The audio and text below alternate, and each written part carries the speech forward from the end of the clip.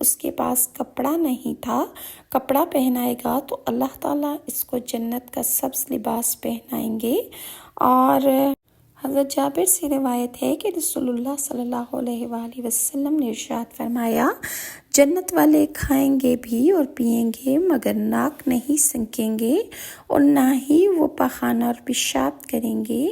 ان کا کھانا کستوری کی خوشبو کا ڈکار بن جائے گا۔